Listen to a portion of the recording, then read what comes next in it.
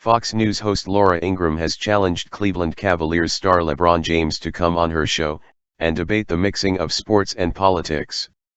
The invite comes after critics slammed Ingraham for telling the NBA star to shut up and dribble, instead of talking about politics.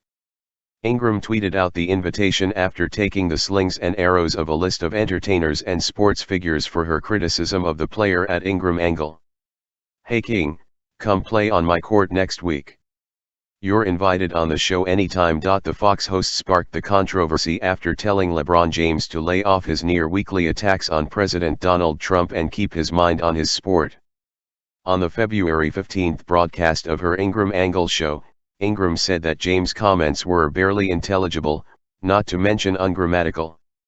She also slammed James, saying, "It's always unwise to seek political advice from someone who gets paid $100 million a year to bounce a ball."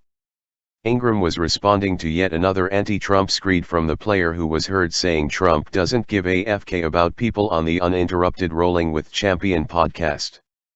The evening Fox News host took criticism from a list of sports figures and at least one entertainer after she criticized James. Included among the attackers were Miami Heat guard Dwayne Wade, Philadelphia Eagles Chris Long, Golden State Warriors forward Kevin Durant, and actress Ellen Pompeo. Fox News has since released a statement from Laura Ingraham answering to her critics. "In 2003, I wrote a New York Times bestseller called Shut Up and Sing, in which I criticized celebrities like the Dixie Chicks and Barbra Streisand, who were trashing then-President George W. Bush. I have used a variation of that title for more than 15 years to respond to performers who sound off on politics. I've told Robert De Niro to shut up and act, Jimmy Kimmel to shut up and make us laugh, and just this week told the San Antonio Spurs' Greg Popovich to shut up and coach. If pro athletes and entertainers want to freelance as political pundits, then they should not be surprised when they're called out for insulting politicians.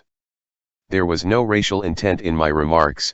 False, defamatory charges of racism are a transparent attempt to immunize entertainment and sports elites from scrutiny and criticism. Additionally, we stated on my show that these comments came from an ESPN podcast, which was not the case. The content was unaffiliated with ESPN.